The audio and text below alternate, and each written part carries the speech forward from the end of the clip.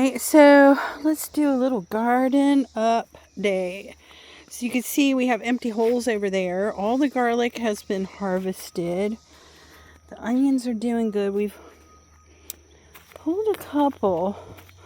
What we're waiting for, what I'm looking for, is for onions that look like this. When they fall over, then we pull them out.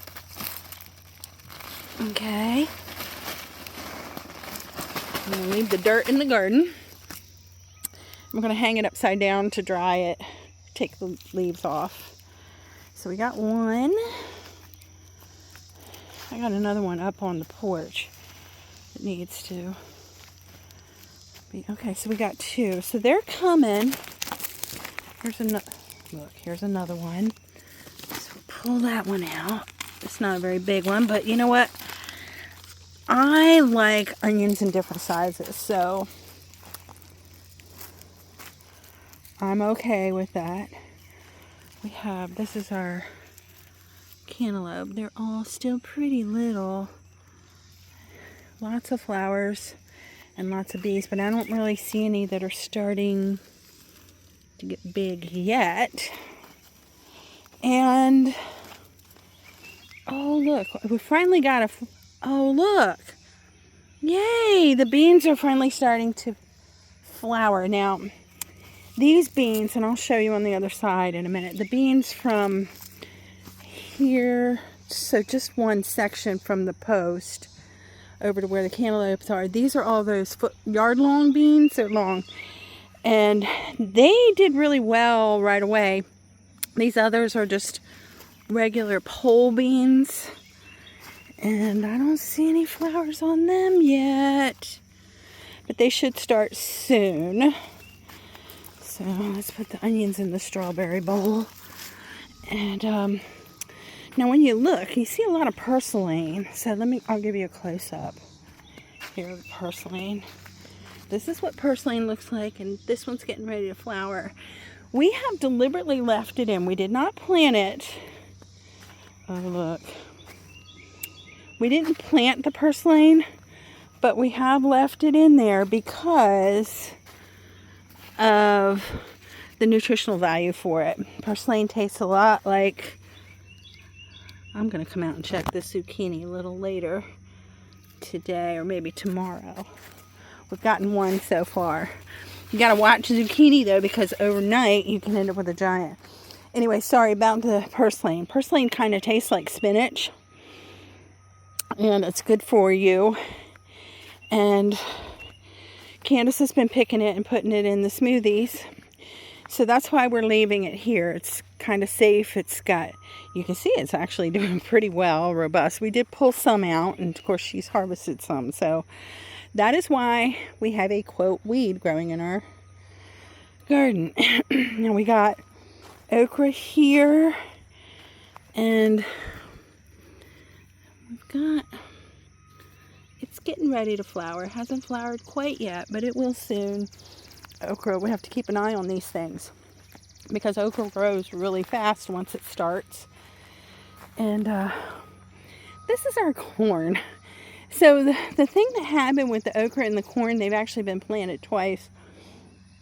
Early in the growing season, we got hit really hard with a lot of rain, and the original planted seeds, they must have rotted out. And then, for whatever reason, the corn didn't do really well. So, a friend of ours has a plant stand, and she was getting rid of stuff, and she said, just come and get. So, I know some of these are cabbage. Like, that's a cabbage, you can tell, because it's heading up.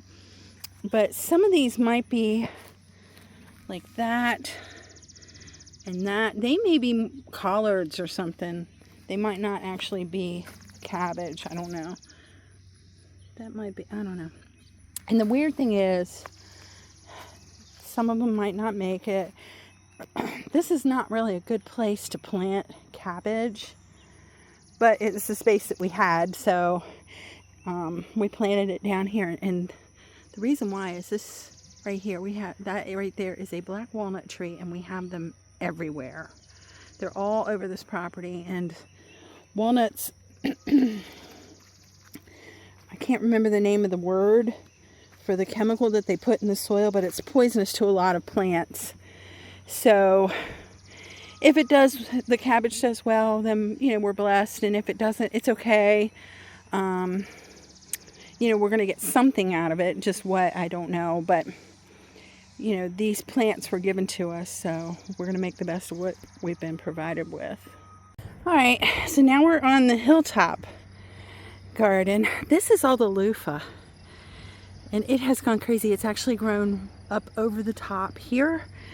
And look, we've got one that's big. We're just going to keep letting them grow. Let's check the peppers. I'm going to let that one grow another day or so.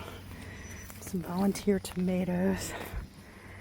I'm going to check the peppers down here. I don't know about that. This plant right here, it's a wonder it's even alive. This is one of the plants that the raccoons kept digging up. Look at this.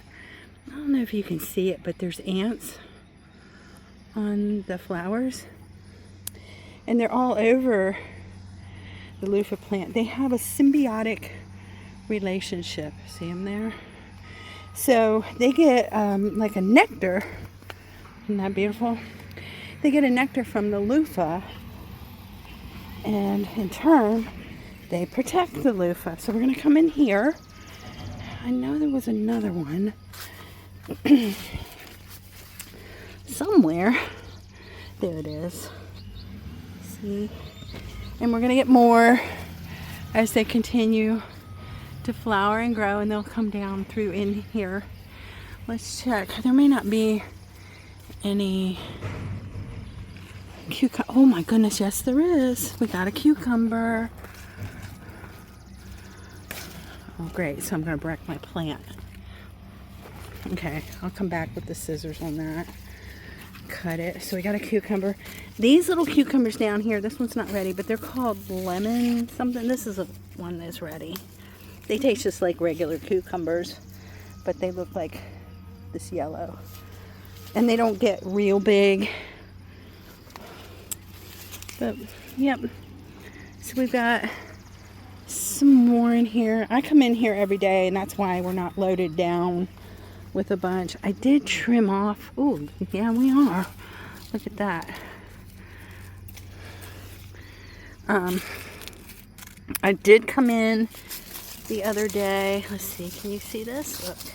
Look how big that one is. And harvested some cucumbers. And so that's why you don't see a lot of them. But look at all the flowers. We've got tons and tons of flowers here. And up here, what's happening across the top, that's the loofah coming down the other side. See that? It's coming down now. So the strawberries are pretty much dead. We've got some volunteer tomatoes here. Oh my goodness, look at this. This, I'm going to have to talk to Candace. I think this one might be getting ready to bolt. I don't know. I'll see what she wants to do. One of the flowers on the broccoli, maybe she took it off, had turned brown. I'm not sure if she harvested anything or not. Look at our cabbage. You see how big that cabbage is? Can you see? Wait, let me get close. Look how big it is. This one over here is a double head, so they're smaller. But they're starting to do pretty good. And so yeah, the strawberries are dead. We have volunteer tomatoes here. And I'm not really messing with them too much because look. Where is it? There, we've got the little tiny ones coming up. The cherry tomatoes. Now, this might look pretty sad to you, but it's actually doing what it's supposed to be doing. These are all potatoes, and you can see they're starting to die off. And once they die off, we're going to go and look and see how many potatoes we have under the straw so soon. Over here, there's 3 pepper plants. There's one there, and one there. And I think they're hot. And they came from the same lady who gave us the cabbage. And then I have 4 Swiss chards. So I have Swiss chard right here. And she planted them with dill, so I just stuck them in the ground with them. There's a Swiss chard. There's a Swiss chard. And there's a Swiss chard. This is a strawberry bed that's not really doing very well, so I started to make use with the space that was open. Now let's look at the tomatoes. You see this tomato is up over my head, and we've got lots of green ones. We're gonna look for tomatoes that are starting to get a blush on them. So see that? And we're gonna pick it now. And you would probably think, oh, that's not ripe, Jenny. Why are you doing that? Well, it's not ripe. But we're going to have a place. Look at how big this tomato is. Look at that. It's bigger than my hand. Look. We're going to have a place where they can ripen up and see what's happened here between the rain and the heat. So that what we'll do after that is we'll freeze them. And in the wintertime, we'll can them. But we ripen them in the house, so not anything yet. Not on this side, except this one little cherry. So let's see what's going on over here on the far side. We've got some tomatoes that are, I don't know, maybe tomorrow. Every day I'm going to have to come out and check. This one here, I'm going to pick that one. I'm going to pick that one.